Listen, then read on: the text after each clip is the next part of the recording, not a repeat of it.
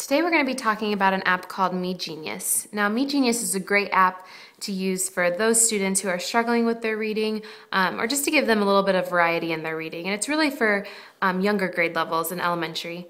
But let's go to our education folder and open MeeGenius.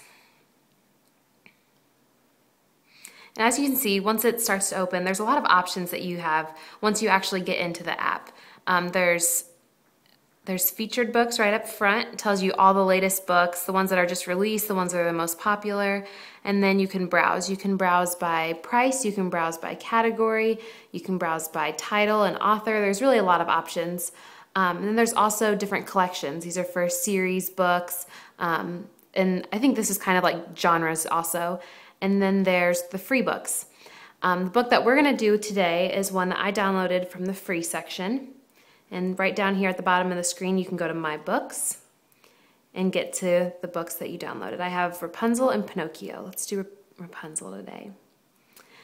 Now, once you get into the book, there are a lot of options. You can read it by yourself, or you can read it to where it speaks to you. It reads it to you, but it highlights the words as you go through, so it's easier for students who are struggling to follow along. And there's also sound. You can also turn the sound off. So let's turn the sound on and see what it does.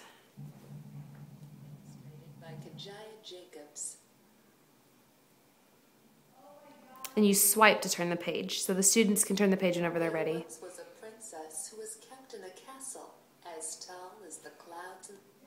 And you just tap it to pause it, and then you can play it again and it'll read to you. You can go to the next page.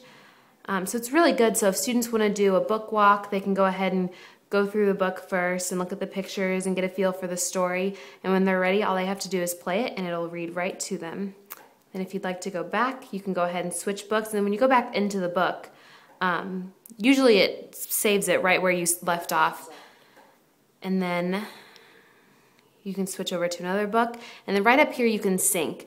If you download books online, because it does have a website, if you download books online and you have not yet put them onto your iPad, it can sync online. And there's also different features that you can have within the iPad that will kind of disable this feature. So if you have a first grader or second grader using the book, they can't go on and buy books or sync books. So it's really a great app to use, and really all students can use it, and all students can learn from it. So use MeeGenius.